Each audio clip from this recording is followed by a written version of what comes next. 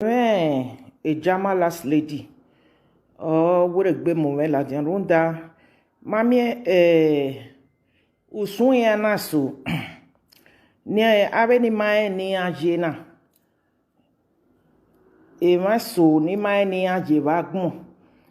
O mana zedia wenuga iriye nwayinya isen waye reriani ereriane ne nwaye ni mi no keke o ya me gbe gbedo gwe last lady gwan jama last lady runda gay we ukpogo no finwe uwekin uweye gbuwe ya ma jama last lady ukpogo no finwe ukin ne anamie umae imae ni ayagu egun umae dede negbu evagmo eledi na we mu ladian vederi o nuna do agbon RIP ye egbu emi runta egeni ni amema ne emi ni ya egaje ugbon RIP ni ugbon enegbu ene jama last lady udweni ya fone ugugbare IP ugmene egbuene ana mienia egene ni edo ya tevena ni agwegeve nemi na yaje ebe papo ni runda wopa ogme data IP ladian egbugwe egwegmo ene runda omanwega agugunani weya agbaro IP na oragbon geledina wa ukeba nikpa unaga yivie do yago jama last lady oni megwe kabe lati adogu egun aye do o ja me gbe lati igwe ni gbe do kan you ho for the very last time jama last lady ologoma no sobovuro we jama last lady o ma si you egbe wa egbe gbagbon na ma oko gwale ve nu akin ma gbon we one enu do ajogwe uya disobe dadoge uya disobe emani warogin ya fe una mweme do na ya go venu gwadu edeji runta ni mena gwe ni mema egwe du gwe gwadu ene na kegega de ema kedo aka mi megeri gwadu hu ego jama last lady o ma gwe gwega mi obi edo ho me o ma gwe gwega mi obi edo ho me nuna hu gegbe ohun egedede doni ha why he do ye gwa mo gbagbagba me ma ogwede I ma we social media na de gbera ga no yare ija ogwa latian una do gbe obokewu una do gbe sasan iga egani me ya edu gwe social media na no bigo no bigo we no bigo kugwa ko gwe we ni no ye na popo ni yidele ya pe ma ire lubo oge to ya pe ma u popo ni yidele imemi no panu we agwe nene mona na ni age Mike ge papa Kevin 101 imemi no ka gwo mi ebe gbo na wa debe no tayega gigele memi no we ya mo we bigo we ma hu we bigo we ma voto we rige debe na gupopo ni yidele ya relubo ami mi opara yazo ni sabe na rie magbodo akposo pa eru egbe kuhun gwa tuore wa hemedo iyana ni ani ya we adu eki no mama na ge ave boy a Curtis boys na they say one of them is from Yoruba ovi Yoruba packing no pa ovi san no pa naga ovi edo Kenya ovi edo noro runda nuwe ya lawe social media no maka go ovi san ovekin dedemente ha gbere ga no ya mo ija wala jodo udo gbe a ogbe ijeke we social media na evani una do aka go ovi san ovekin umaka dedemente wo ovi san ovekin uma mi ekwe edonu condemn edonu uga yeze wana enenu hundani mwesaria wana mwesaria Ruta ekwe majuwe mi ekwe dedemete again we do ya muja wala dia Muije eke papa Kevin 101. Egen we ya mwe la jando gbe.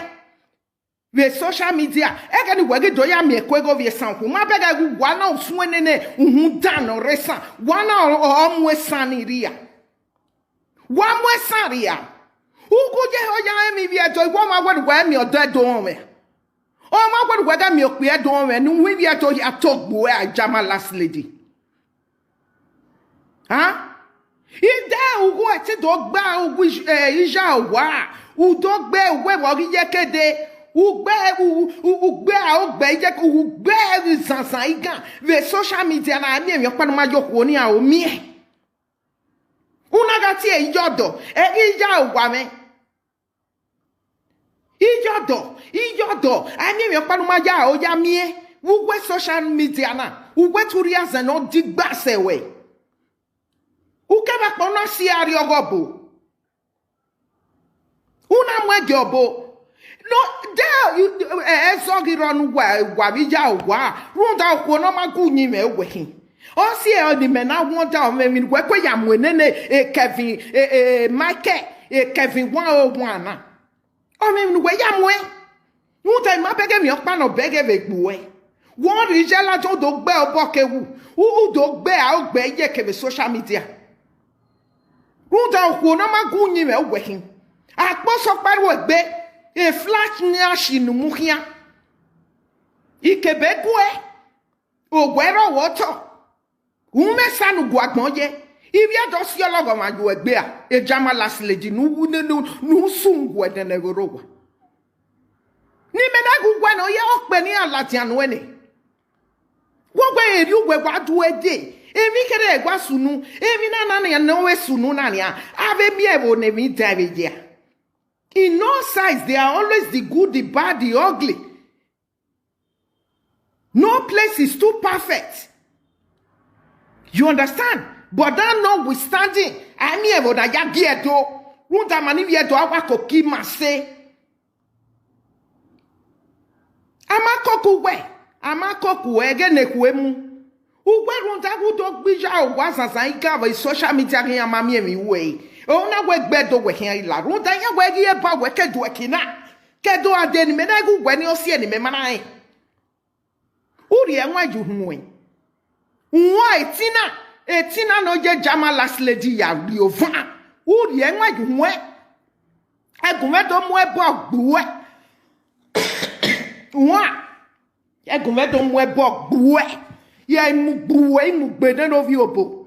No mami agbonre o ilati awe ogi family no gigbu wa won pogi ogbo e ogi family amami ogi family ve agbonde ogi opa o e no o e family ide mama ide imo efo ni rebuga gege na ehuwe mu ogi family wa pa ogi won pogi ogbo e no ya ti e wela wa no gu edun no bu oje odo ami ogi family uwa lo de no gila a ogi osioto oyu wa gbe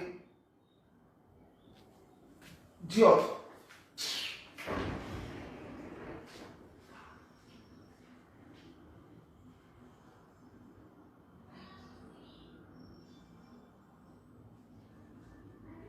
sí aspetta non bene. They're disturbing me, Papa.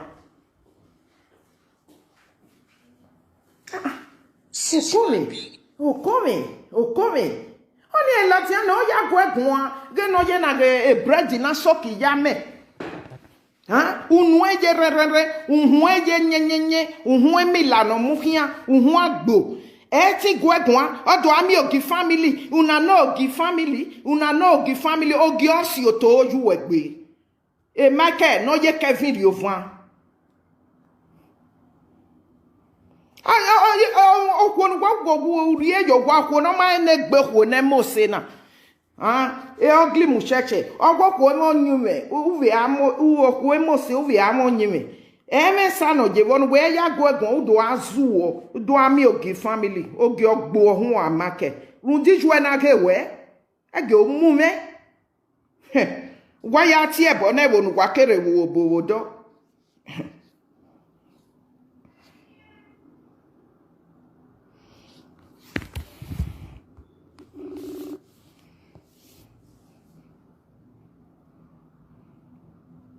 Hello, Don. Good evening. Hey, Mama. Mama, la agwagide. Where wa go? Okoma da last lady. Girl ni mu ya kun go ni. Igo nu ya ekwa. U make sure we igo nu ya feto e. U ma feto e girl ni we waje. Why problem? No kwa we waje na. Cause any ga mu gbe. Ane man go be ya but any ga mu gbe ya bolu wo bo ya gbo a. Iya ibolu wo bo ye bolu wo bo ngbe ri na. Na no wa ku ye bo ni wa mai ne wo pa je gbe ko wa bo bi san wa kikin. No sun wa gbon no lo de ne sala un ero la hin. Oku igbo e ra gbon oju wo kian. No na mi o ki family o wa no you work in no ki family ni. E ti wa ki o gi anya. Wa ye una ya ki o gi o do ya ki o gbe ogi gbe ta ba ku ne o kunu. Una mu no ke una mu ja webo. No ju wo kian wa gbon. Ugba oge jan oge won ye no go do e cobra ori ai danu babe we obi sanye ki gbogbo eni awon agba lo be san gbogbo eni agba lo be san ya ya pe ma ku we ma emie ibi san ya wa pe ma ku we na ya ma pe ma ku we na e we gbogbo we je na because gbogbo eni wa agba lo be san gbogbo eni ade iya na e ma ni mu san gboto ya ni be san ogugwe no lo esan ni gbogbo yeji gretina esan ni de gbogbo agwa esan ni de gbogbo yeji ira gbo iya wo ha gbo ki oba esan ni gbogbo no de ka gwe uja ye gbe pa be san na ge mi fe na layo ono na wo esan ni gbo mama o la gbogbo go mo wi go fin ajo nu nwe mi no yin edo kina na wa ya mi ego do gbija wa e nwe ego ko ni edo kere o bi edo enu eyin na do ajo papa ni ji bi edo gbe na ojo bi ayu ya ojo bi mi no ro me blue and black me red pie ni ma mi pe no wo ni ma da ese ijodo babe ijodo for very man market ije market o ja bege o ti we no pe agari oku odo ati ju we jodo nu wa gave nu sakun ase omo ria omo no sakun o bi a wa gun ye da mi o ma gun o gi kori no mama awa o e face ya fe iso ta kwa fi won eni nenu we to je be bigo o iwado mo ne mi sin no ija wa be fi re pe de na wa imo pun da television ona wa bi afire e me mai o ko ni me ga abere bi ga we ba o ginye just not fry pan ije me o ko ni ge mami ija wa ni very beautiful woman iye ne amweba has no shape no jagwe a compete no me no compete women shape tina no je jama last lady riovan women shape you are so shapeless ogwon their last lady ogwon their last lady ogwon their last lady ogwon their last lady aje jama ni aye jamane happy beniani only the shape of that woman not solo Africa where only her shape oye na ge sweet 16 ana gbogbo yan to agin ki on my who taking on my job kan agi teti we no ki on my job kan no my ke job kan no my ke job kan me botag no a o ka gbe fi no ke do agbe w o kin ye ma gbe fi no wa gbe w pa can you imagine of that yes emi dan who ya la social media na do mami e kwe dede me dego vie san queen se yo en wana mo sani gboto warrior sani wa e vai gwa ebe gwa no na wo e vai gbe sani queen esa ni de gbe ewe yan awo de pe do e bon do mi esan oje uma mi ekwe de wo bi esan okun nu lord aye ko so ma wi en ti e bo nu wa ga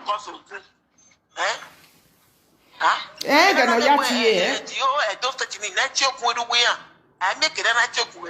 Ask me, I will make an Ogun is a general sway in the whole of Africa. Every Nigeria, Oguni, the whole of Africa, I make an Ogun. If I not like be back home. Rabbi like be. Inshot. If I go we ever both like be.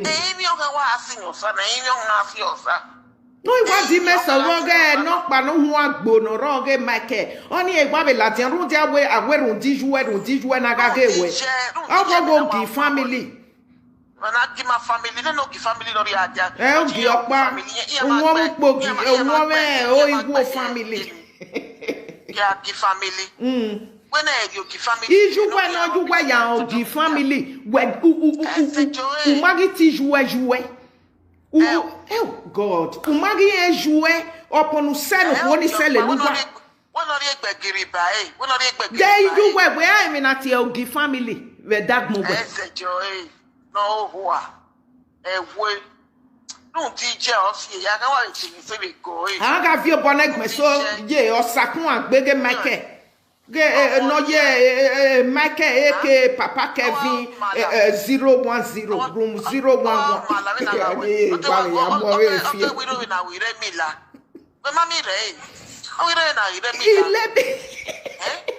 Oh, yeah, bow, oh, yeah, batu, I don't go where by Oracnia or where I TV, oh, yeah, Nyamatu. Only at ye. Oh, ya batu. Eh, that hell, yeah, baby. Of a woman, more green and black, it to more yellow by. No, what? It was a get one, yeah, Wessie. Loud, do not make the video. Make a bon one there because the next time, boy, I am boy. And the bunny, I want video, here video, even I am a bog boy, Tina. Uma ye bese, uma ye and why you win. Every bona you know, Tiana, who am your life, even when the video, I am a bog boy. Imagine it all with a place, all with a place, oh, get you no good. E bosi na je e ba me do hona ya gba okesan re no pa video ba no pa ni no be se doni e wa be ya ga e ba ni e be obi eto e be ne ni ye ne e last lady na be yare wo bi eto yin e won bi no mama no one is that the wa be cut his voice na wa ya gwa loto e ba ni wa we mi e gwa obi eto ze one the catcher with a Kakina, we are one more share criminals when I got near is that me a terrible way to me. 1 out of 10 or I can if I will not know we are two. Mumio, if I want like we have when we don't need be ya why ya ma. Or Rick Ben or Rick Baby no, no, Connery, no, the area web. Now we see area web or by Dishi. Oh my God, was you web? I boy like me back my young way or woman. You know where you're going. I'm not your man, you're Yahetina, not the last lady. I don't know, young women not one way with it away. Or we may get over or with a bit of woman. He gonna again, ya woman are again. Evani and I'm yemi. He can't have any watch it. And he gonna yet while I want it. He gonna. Eh, Jamala Sledi, who go the gun? I have we go for ne. Una yak me I pay you. I want no man have the recipe joy. To Qualigo Chaigo Sono. Nana me win up where you are my winner. Mamma, where are you born winner? Oh, go my dear last lady. Iwa mia yado boy. Jama, Jamani. Oh, for my the last lady. Ajaine, whatever day. Go my dear last lady gele no. Give me down. Ajaine, for the last lady. And then another ija while Latiani, me mama bogi me say na we ruja me no sunu. Me ma agyo mama. Agyo mama. O wa to boy kani no ki agyo mama o no na hina. Hina we me me la ya sunu ni aye. Ni me ge mi tano. Cause me mind is saga meaning ya iwe ku ya o ma no email la won wa ni ma wo bi me mami yana ni wa ka de tin afia o dada e hu yana ga dede do no pe bo ni makere ga disguagua yan mo to no na kakabo ogo the last lady no na awari awo e be ni kede ji what do esanye de ogoni esanye de kunye jiji e ba gwa agwa wa go yo ba o wa go yo oni wo we boss meje na wa me ni e ko ya ta na we no jo wa ki okay my so wa say we mama come mama yo go me wa say oh ragyo mama Iwagyo mama, oh mato boy kami no kigagyo mama o ragyo mama, ragyo mama o, mato boy kami no kigagyo mama o oko ukpogo no fi huwe netina no ye ogoma dia last lady riovan. Gay, igwe nu ye nwa yu hu e ni eta gay ben gwa gay na weti aweti ya gbodin o imami ne wa mi o live video anado mu e bogbu e run do pe nu wa kewu wa ga yu ne wa ja kwe ya agwe ewie san hi agun agmeso ha venena gwa ni vie san apa already ni ope nu kewu ope nu wa kewu wa zuwa ku ke bread na so ki ya menu muhia ho agbo no muhia odo uni nu hi agbo ogo o ma gboru gwa iva eri ye ko gi family re ijuwe no juwe o gi family ni a ugwe gi ijuwe ge tu mi o he ala lo e modern ya gwa le menu wa ya imi juwe Nuwe zuwa bebani. That's why I got here church ni ya deliver we they told me me came no ya muwe. Nu ya nerun juwo hu. Wa mi ogi family va. We say thank you so much wa we go here wa we say my way before when the wa we gbe ka mai na ro pado aka ma we iya ma be hono na nia inu gba ni eladian na do gwe ogwo ma tia last lady guana.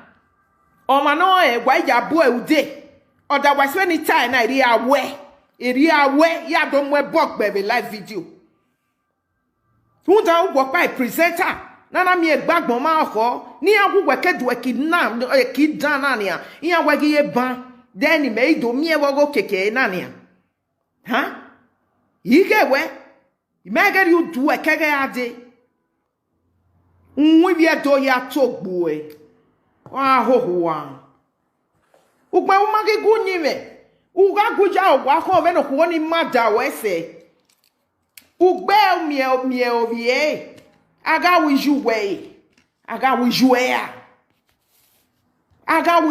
ne korien riweyo gene kuemu oni no ni a o magu we ho wa iga oni a mi me o gwe wage rundoni akaka okwo na ni aga very beautiful woman yage o sweet 16 o sweet for e shape ni hi eye we e shape ro ameba has no shape ogwema e mi ro pa ma we gbo e wo ye we do amonu ta o kwo mo se o ga mo nyime no ma won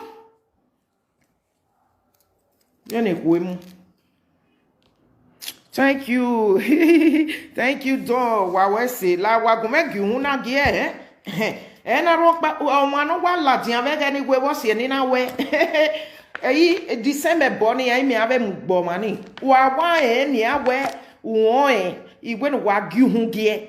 Ima oni gwe gbe me dovu nwe agwagwo. Runda ateve na magwa kege ade. Ya mwe mi no ya kan ge wimani no. Igiogbe. Karano gui mahiani. Vedoni ma ateve ge no gbere watie mosie iyangi wa ho a ge emi ne jollofu wedo o ma se emi ropa hie vi ovievu ya ni latia do a challenge eri obeje won ge wi mana wada me a runda wa o I ma kokko ba tahia me no. Well, yeah, well, say Eva, thank you so much, Eva. I've been seeing you. It's like I'm seeing you, I'm not seeing you. Okay, thank you so much. Well, say. Thank you. Well, say. God bless you.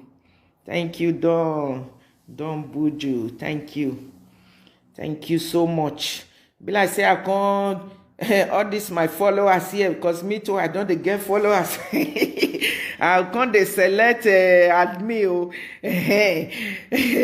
can't they put admin for this our page this talk as a B page where we did. All right now what here we so where oh God then while we go make sure again because when I believe we wage we ni edo gbija wa ni we in life ona kan ajerio ona nyon mo egbe o ga ba mo egbe o ka ke ori enwa ju hu o ma mi e bo mu ro vie we no ya mo e Kevin ro vie do o nene ke ni ekere be party wo o ge san ro san hia o ke na na bi e bo ni o tin ya do ni o ke ba o tin ya mo ne no gi family ro vie eri ogwase wa ya wa kin we